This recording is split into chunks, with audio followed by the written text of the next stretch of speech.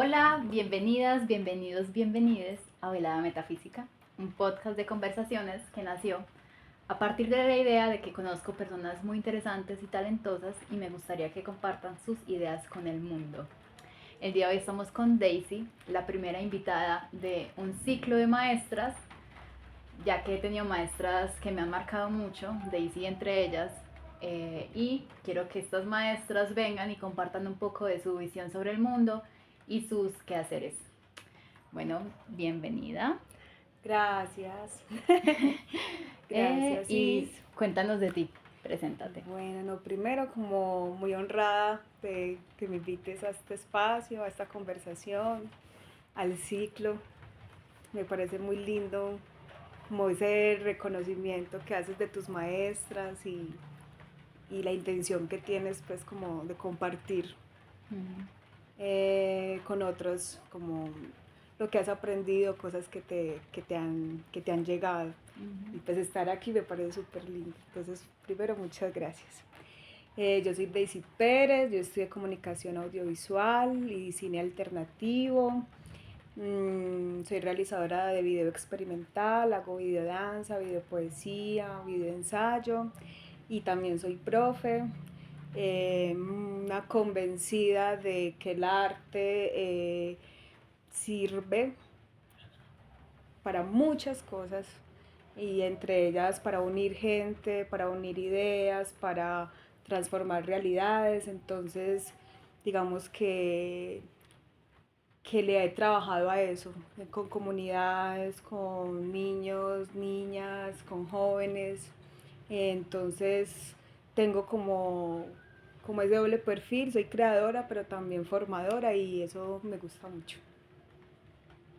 De hecho, y eso a mí me sorprende mucho, que enseñes cine para niños y niñas. Eso me parece maravilloso porque uno piensa que es un poco inaccesible para ellos porque, bueno, tenemos el elemento de la cámara, que uno dice, no, pero ¿cómo le vamos a dar una cámara a un niño? Uh-huh. Pero bueno, hay otras maneras de hacer cine sin cámara, por ejemplo, que tú me enseñaste eso. De hecho, Daisy fue mi primera profe de video en la vida y me inspiró muchísimo. Y por esta línea, la primera pregunta es, ¿cómo se enseña a mirar y cómo se aprende? ¿Cómo se enseña a mirar? Pues yo tengo como dos respuestas a eso. Una primera respuesta tiene que ver como con cómo ver algo increíble, algo que de pronto ya se volvió paisaje, ¿cierto? Estamos rodeados de imágenes por todas partes. Las imágenes, todo el tiempo estamos saturados de imágenes en redes sociales, en la calle, en la publicidad.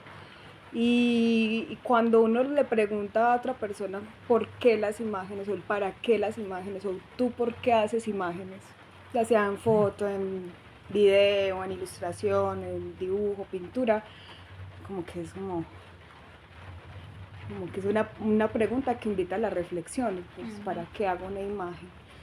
Y ahí uno se puede ir como en una disertación muy larga, ¿cierto? Incluso como al inicio de la humanidad. ¿Por qué la humanidad necesita imágenes? ¿Por qué tú necesitas esos recuerdos, llenar tu teléfono de fotos? ¿Por qué esa necesidad?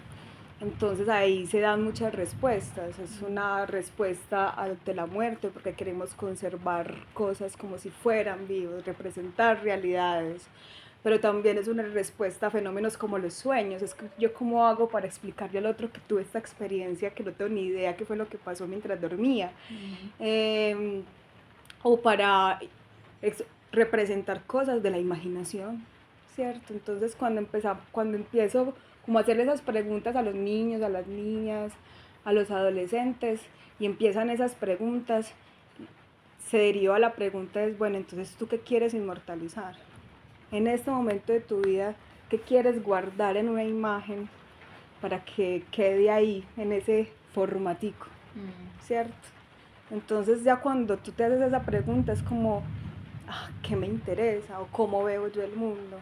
O si yo tuviera que inmortalizar una imagen, el día de hoy sería, no sé, esta planta, o mi mascota, o a mi abuela. Entonces ya empezamos a darle valor a las imágenes y a la mirada. ¿A qué veo?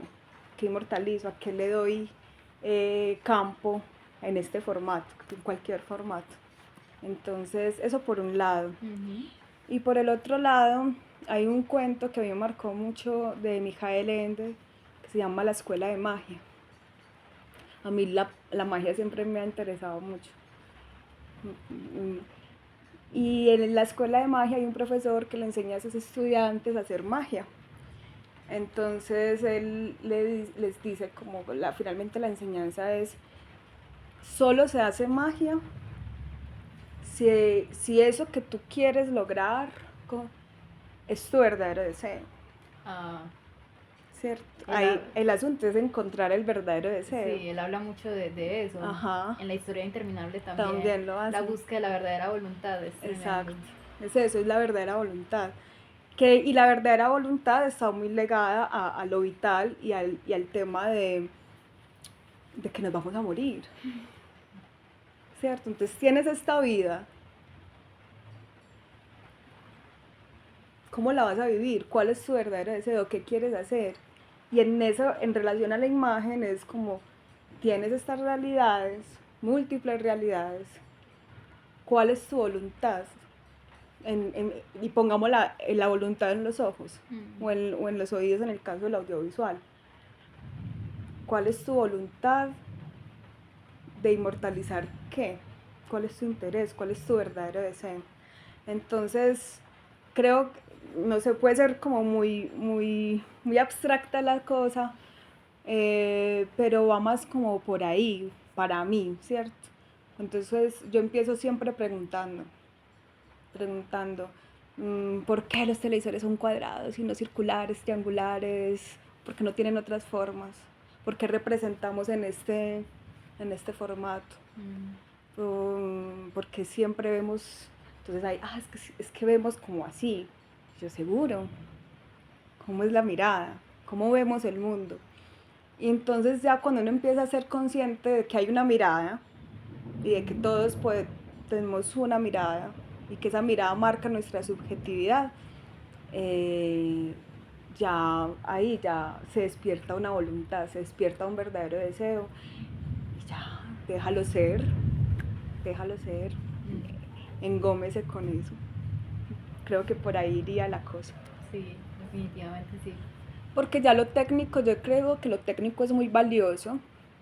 Pues decir, mira, si se prende una cámara, está la exposición, son formas para que con las que tú puedes componer una imagen, ¿cierto? Son cosas que te enseñan cuando estás aprendiendo a hacer imágenes y está bien, está súper bien, pero la pregunta que haces es muy interesante porque es como la mirada para mí es un sinónimo de subjetividad.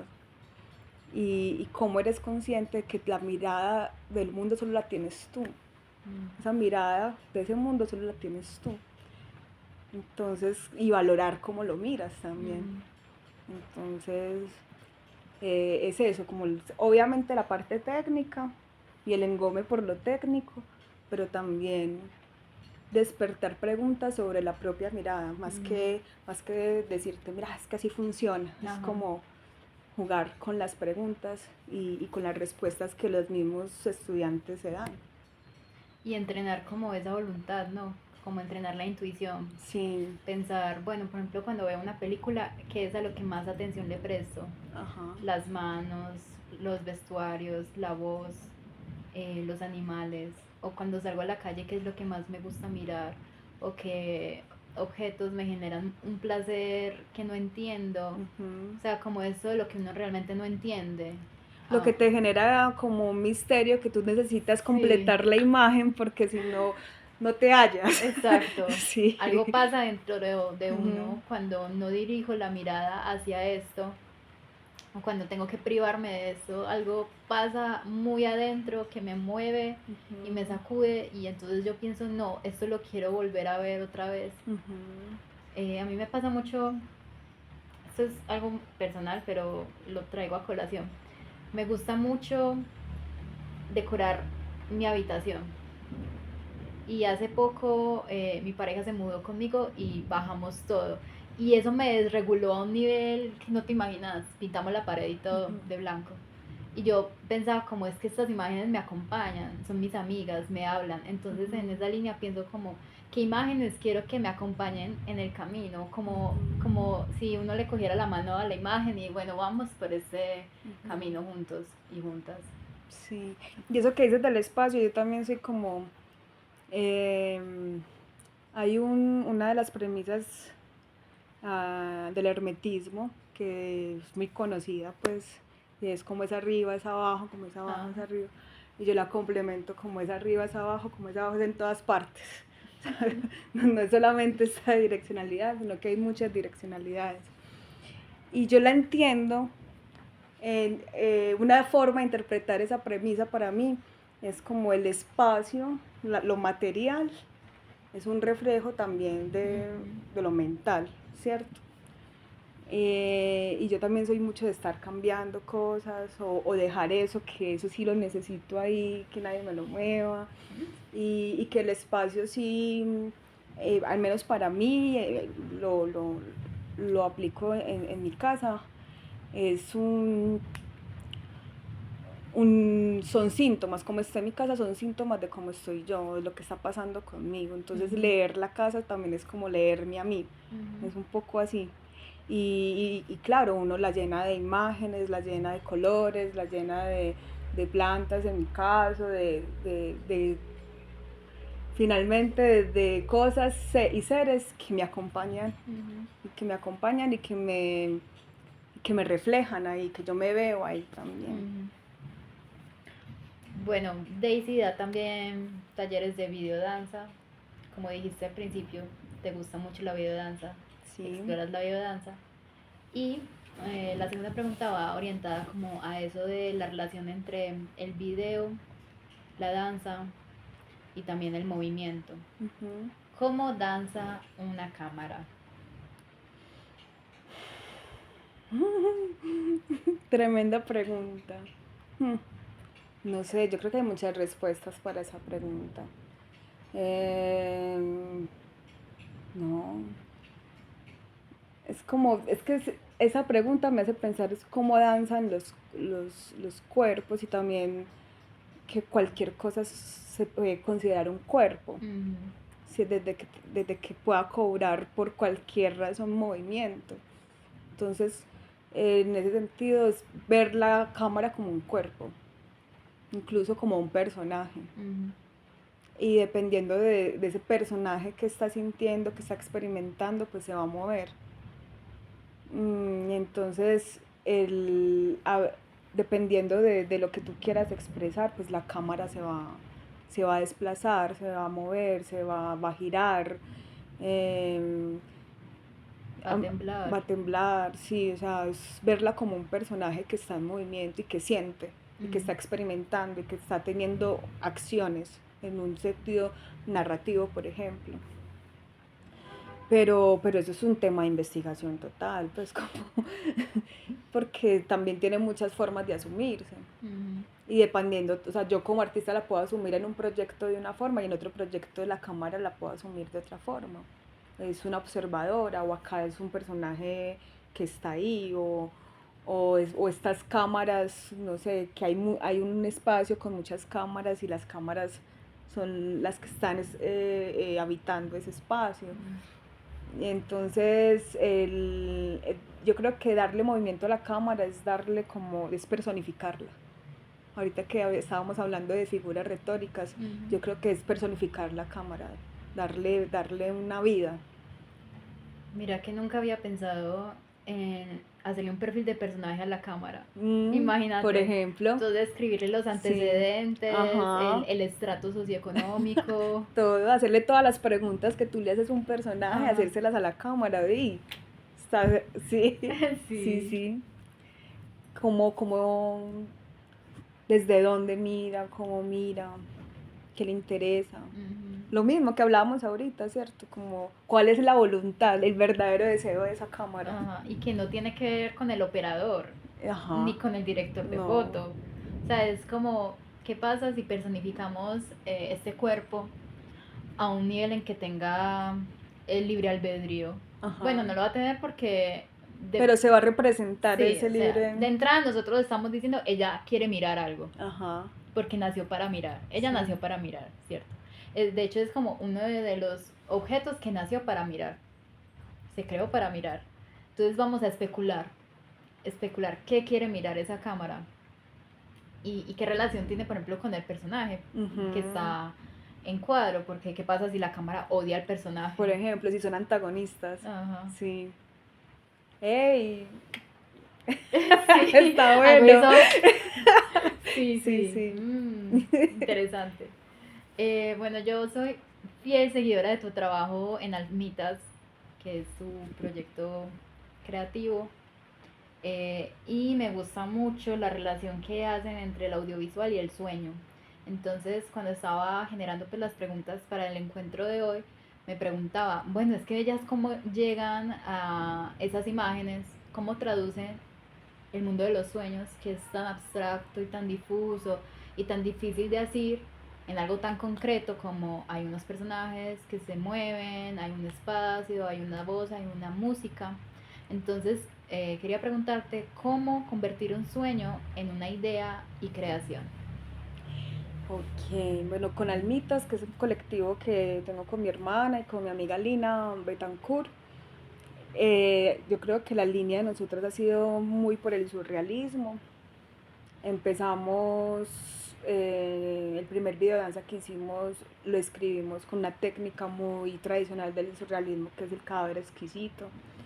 Y luego, después de esa primera experiencia, mmm, se dio de manera muy natural que fueran los sueños lo que nos inspiraran. Podían ser sueños míos o sueños de Eli. Por ejemplo, Inicio del Sueño fue un sueño mío, Desasir fue un sueño de Eli. Y, y es un desarrollo de idea, porque finalmente el sueño yo lo he ido como asimilando, como que son regalos que mi inconsciente me da. Qué lindo.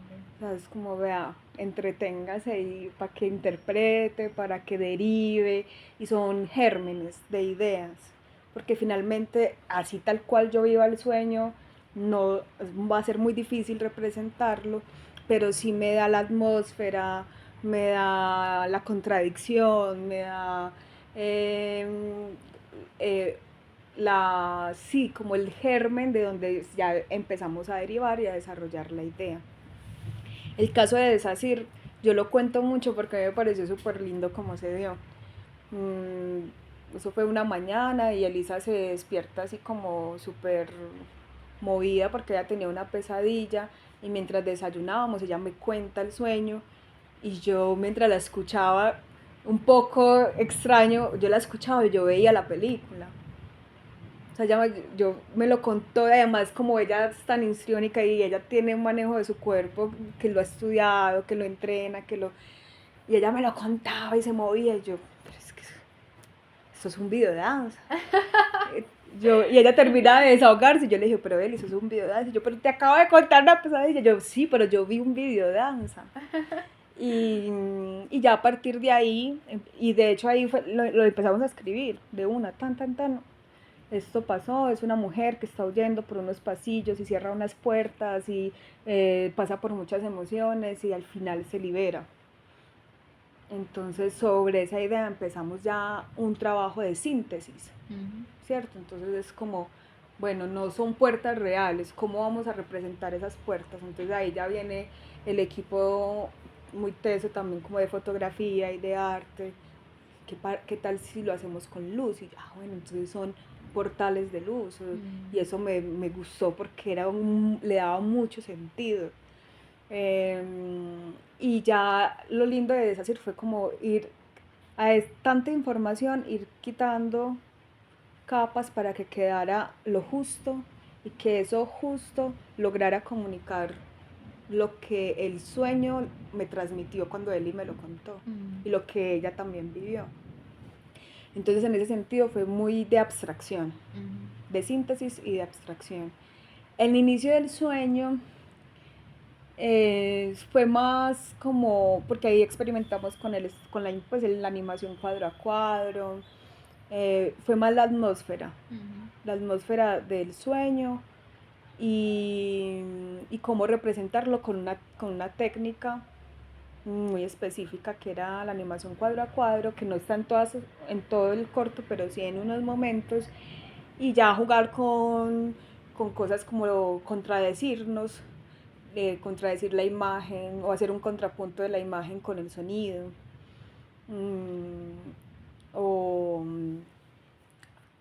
Y ahí en el inicio del sueño sí había una intención de generar algo. En ese trabajo sí empezamos a tener intención de generar algo en los otros, como en las personas que veían el corto, porque iniciamos muy como, esto es para nosotras, esto es un desahogo, o esto es una necesidad expresiva, una necesidad de juntarnos, de hacer algo juntas. Y ya aquí fue como, venga, es que yo quiero que lo que yo sentí, que mucha gente ha sentido, es que te caes en los sueños, que te caes y te caes y te caes, o que pasas a un lugar a otro y no sabes cómo fue ese paso, se pueda sentir a través del lenguaje audiovisual. Solo con el trabajo del movimiento de los cuerpos, de la planimetría y del sonido. Cómo generar eso desde el lenguaje audiovisual y del lenguaje del cuerpo. Y yo creo que cada sueño tiene su forma de llegar, pues como de materializarse. Ahorita estoy escribiendo un largo que también vino de una pesadilla.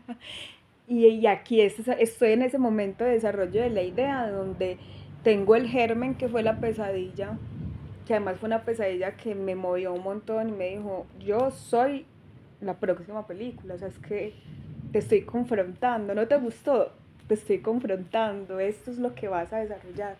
No sé, es como las voces que me lo dicen, yo no sé, pues sí. Como que el interior.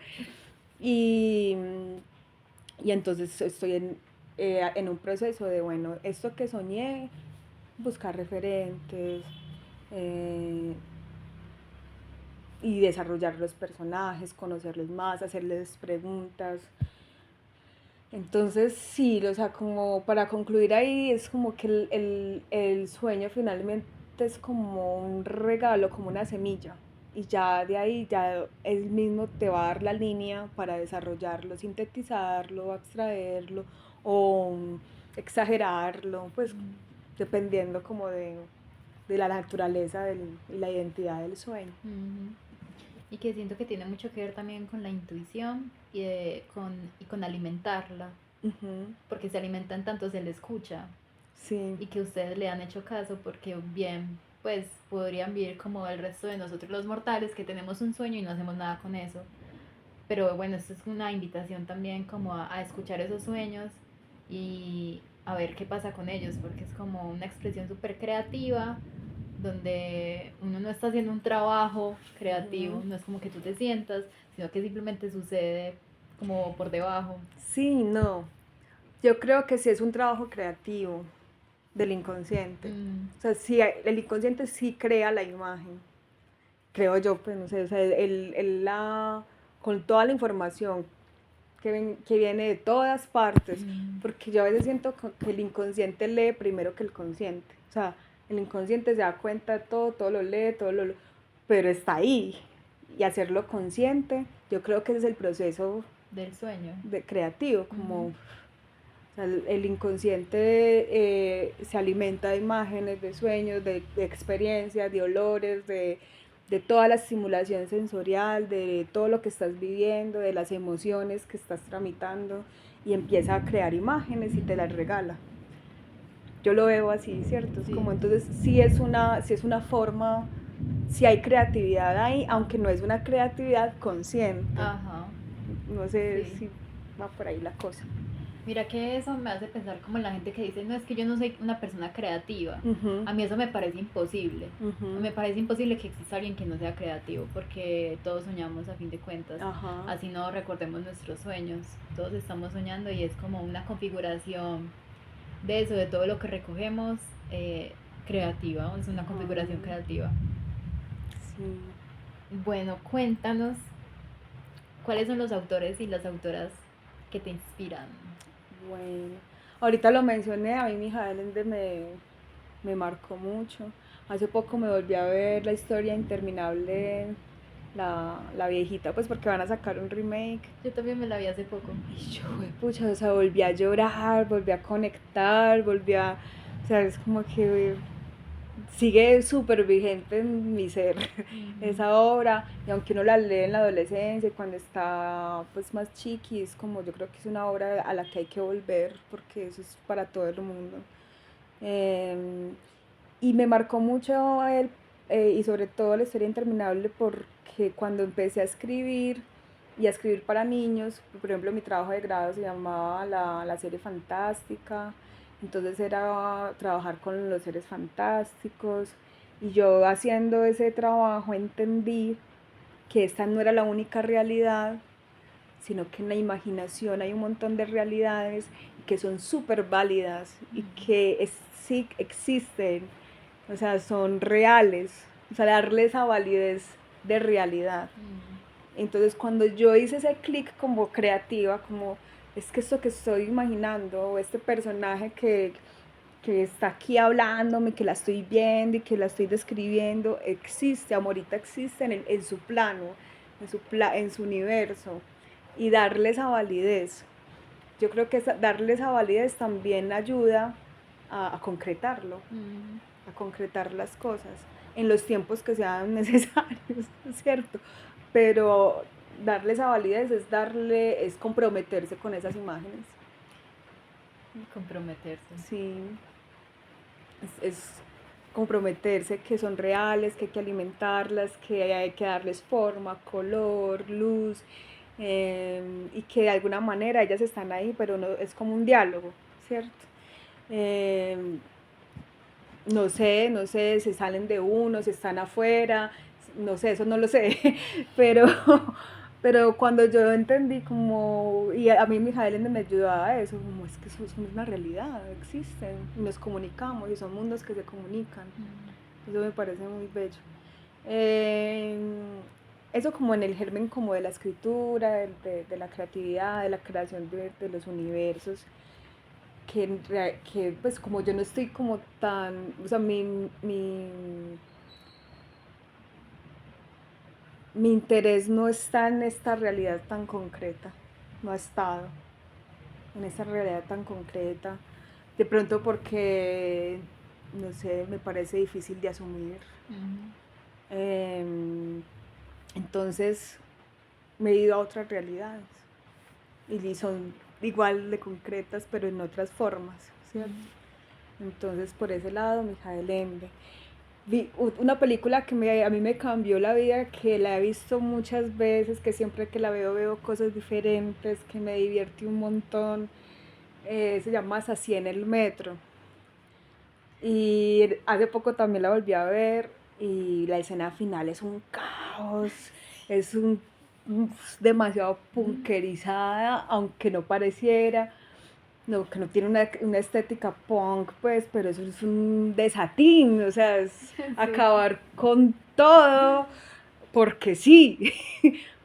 Ay, yo que soy a veces como en mi vida cotidiana tan estructurada, yo disfruto mucho el caos en el cine. Me di cuenta de eso y me encanta el caos en el cine. Me encanta cuando destruyen cosas, me encanta esa representación como de una libertad y yo creo que tienes así. Y más que la película, el personaje, porque es una niña que viene de provincia, que es grosera, que dice las cosas sin filtro, que quiere ir a explorar, que tiene una obsesión, que es ir a conocer al metro. Entonces a mí y la forma que le dio pues el director tan caótica, esa película me encanta y siempre pues volvería a ella y fue gran inspiración. Y ya pues como cosas ya más cercanas, pues tengo que mencionar a Silvina Sperling, que fue una maestra de videodanza, es una gestora, es una maestra impresionante que ha hecho mucho por el videodanza en Latinoamérica y pues es una pionera y no tengo cómo no admirarla y cómo no seguir su trabajo y a nivel creativo, a nivel de gestión, a nivel de investigación. Entonces creo que es importante también, como ha sido importante en mi proceso la maestra Silvina. Y bueno, yo creo que esos tres por el momento, porque igual hay un montón también, pero sí, serían esos tres. Michael Ende, te amo. Sí, yo no volví a encontrar ese cuento de la escuela de magia. Si alguien lo tiene por ahí, que me lo pase. Por favor. Sí, no lo volví a encontrar. Yo me acuerdo que yo lo leí en una biblioteca de San Ignacio, creo que estaba ahí. Y no, ya después no lo volví a encontrar. Pero sí fue una lectura muy temprana, pues yo estaba muy joven cuando lo leí y me marcó, pues como que fue un punto de partida para entender yo por qué estaba escribiendo lo que estaba escribiendo. Sí. ¿Qué simboliza hacer video experimental en una ciudad como Medellín?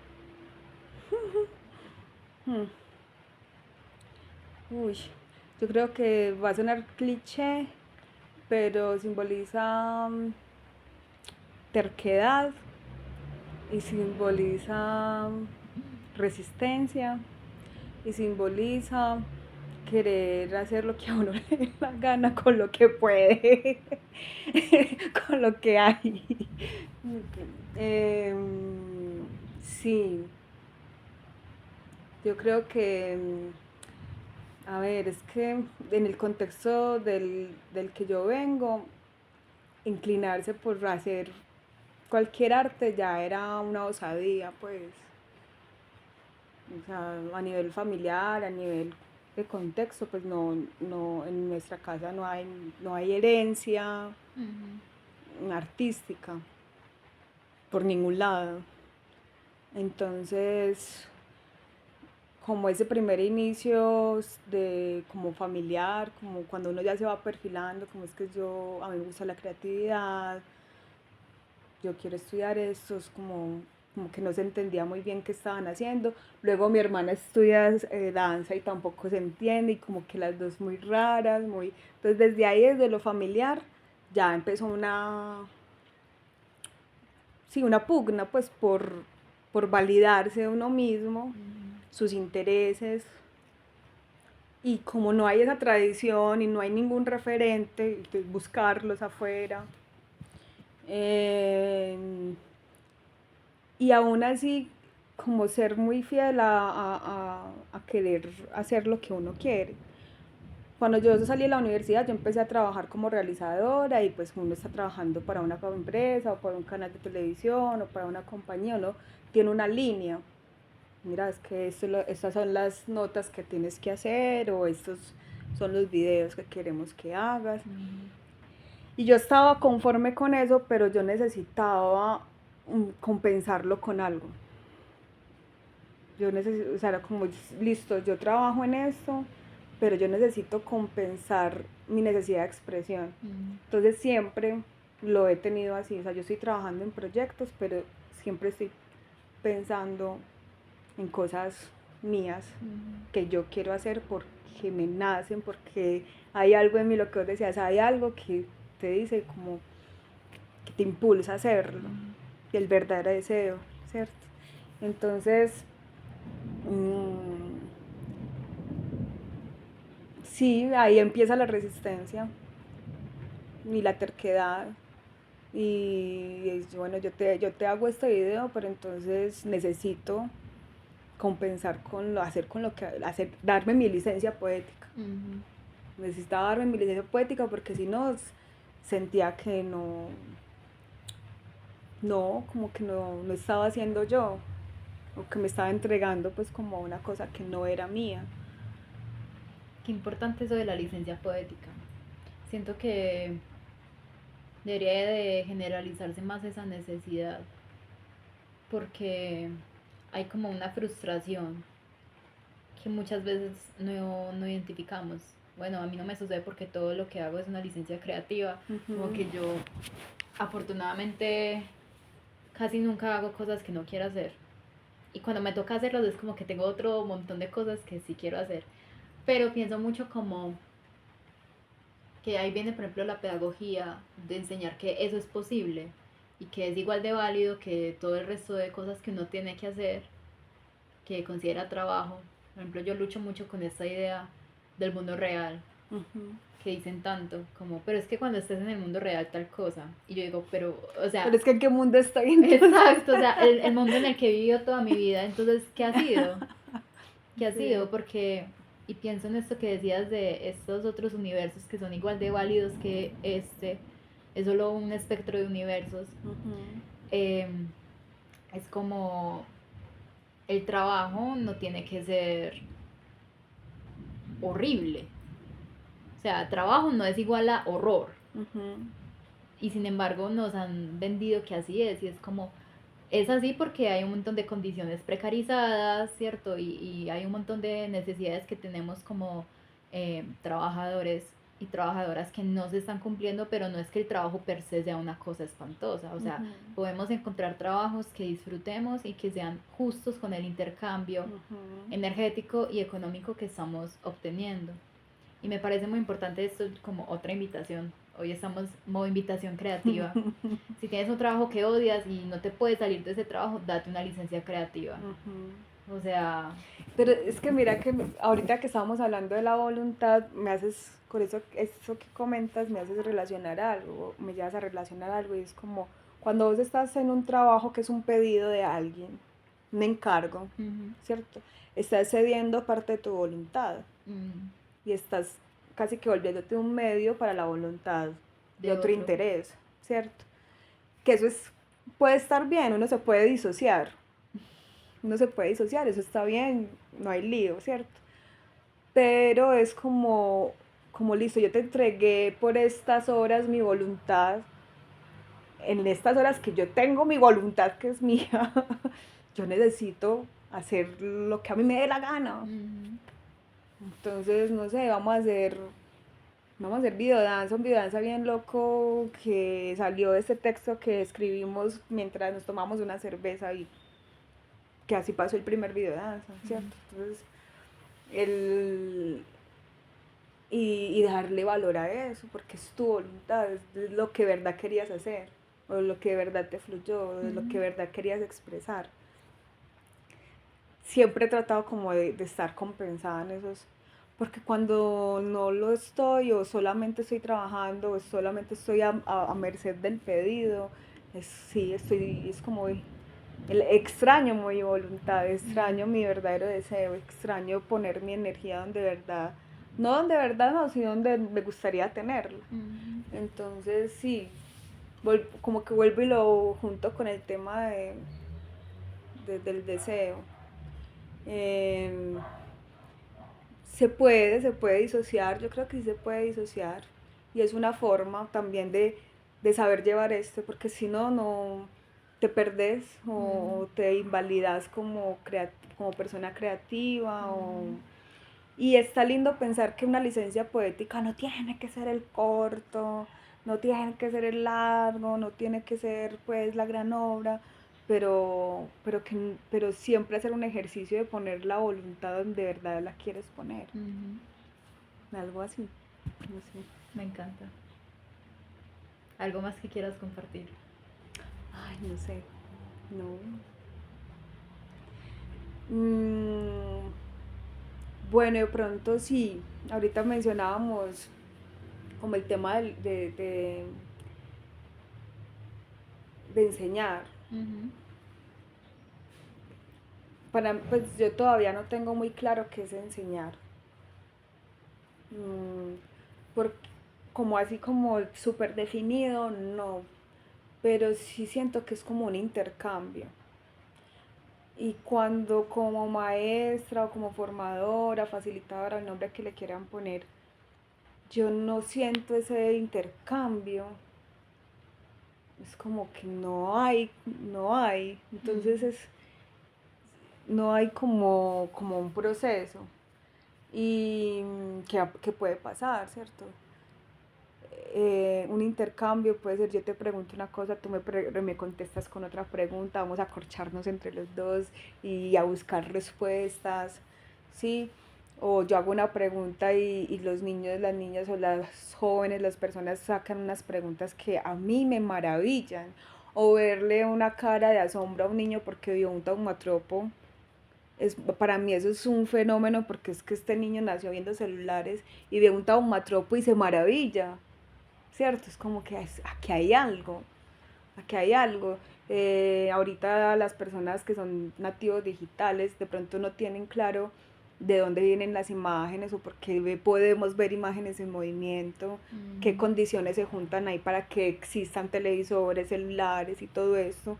Entonces cuando uno cuenta ese cuento, porque es un cuento con personajes, con acontecimientos, y el otro se maravilla, pero hace conexiones y te pregunta cosas, como ese diálogo, yo lo disfruto un montón y es lo que a mí como me mueve. Yo me acuerdo que estaba en el colegio y una vez como en una fiesta había una niña, en una finca, una niña se me acerca y me dice, em, había como una montaña y la montaña tenía neblina. Entonces ella me pregunta como, ¿tú por qué crees que esa nube está en esa montaña? Y mi reacción muy intuitiva fue como preguntarle, yo no sé, ¿tú por qué crees? Pues devolverle la pregunta. Y ella me responde, es que, no, es que yo creo que ella está muy cansada, entonces le pidió permiso a la montaña que la dejara descansar un ratico porque viene volando desde muy lejos. A mí eso fue como, Oh my God. y yo ahí en ese momento supe, yo quiero hablar con niños. Me parecen súper interesantes los niños. Me parecen que salen con unas cosas que, o sea, hay demasiada creatividad ahí.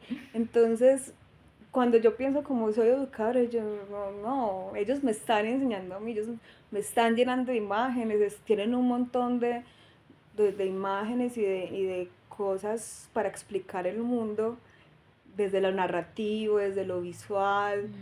Entonces, digamos que de ahí yo sentí como un gran interés por la niñez, por todo lo que tienen por expresar. Entonces, si yo puedo ser un puente desde la gestión o desde el contacto directo con ellos en un taller, en un laboratorio, es algo que a mí me mueve un montón, o sea, como también como yo aprendí a validarme mis realidades y mi imaginación, validarle a ellos esas cosas tan increíbles. Creo que es como, no sé, ya ahí me iría como por otro lado, como que puede ser algo misional, pues para mí me apasiona mucho, entonces como me apasiona tanto y me maravilla tanto, se me vuelve, se me vuelve misión. Claro. Se me vuelve vocación. Entonces, de ahí viene como mi interés más que educar o formar, Compartir. por compartir imaginaciones. Sí. Me acordé, una vez estaba cuidando a dos niños y entonces estábamos conversando de qué querían ser ellos cuando crecieran y eran tipo excavador de diamantes, astronauta, deportista y entonces uno llega y dice, Isa, pero mi papá no es nada, él solamente trabaja. Y yo me quedé, obviamente tuve que hacer un ejercicio pedagógico de, bueno, tu papá trabaja, es un ingeniero industrial, ¿y qué es eso? Y yo, bueno, ¿qué es lo que es eso? Entonces, bueno, sí, como, ¿qué es lo que hace tu papá? Para que entendamos, pero claro, en su lógica es como que hay cosas maravillosas que se puede hacer y están otras cosas que no son maravillosas y que la mayoría de la gente es. igual lo maravilloso también es como subjetivo, ¿cierto? O sea, Claro. lo que puede ser maravilloso para mí puede que no sea para otros. Entonces, eh, cada uno tiene sus formas, sus fijaciones. Es que llegó Tomate. Hola, hola, él es un gato muy Hola, vino a bonito. saludar, nene. Primera aparición oficial de Tomate en el podcast. Hola, nenecito. Ay, no, y es que es confianzudo. Bueno, Daisy, muchas gracias. Bueno, yo creo que con Tomate cerramos. Sí. Pero sí es eso, o sea, como para finalizar ese punto, o sea, eso me puede maravillar a mí. Si eso le pasa a otra persona que tenga otros intereses o que su cerebro funcione diferente, porque también hay, no sé, condiciones genéticas. Claro. Pues de pronto puede que en esa respuesta de ese niño no hubiera nada, pues no, cierto, no hubiera lo que yo vi. Claro. Entonces, sí, es igual hay muchas realidades, hay muchas personas en este mundo, cada persona es un universo, pero pues eso me pasó a mí y esa es como la forma que lo asumí y que al día de hoy pues sigo trabajando en eso y es lo que me mueve, lo que me apasiona y siento que cuando hago eso estoy como en mi deseo. Es eso. Ay, nene. Muchas gracias. A ti, muchas gracias. Bueno, yo creo que salieron como muchas ideas y conectamos cosas interesantes en la conversación. Y detonantes. Sí. Recuerden que este podcast es precisamente para compartir, para detonarnos, para irnos a soñar. Así que gracias por vernos, gracias por escucharnos. Tomate también les da las gracias. Y nos vemos en una próxima velada metafísica. Chao. Chao.